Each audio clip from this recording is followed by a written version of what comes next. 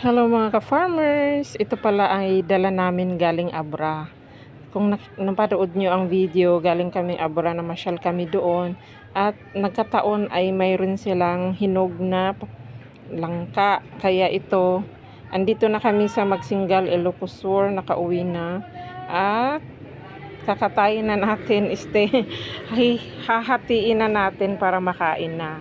Sobrang sweet, talagang hinog sa puno yan. At medyo hirap pa akong maghati kasi ang liit ng kutsilyo ko. Hindi siya mahaba.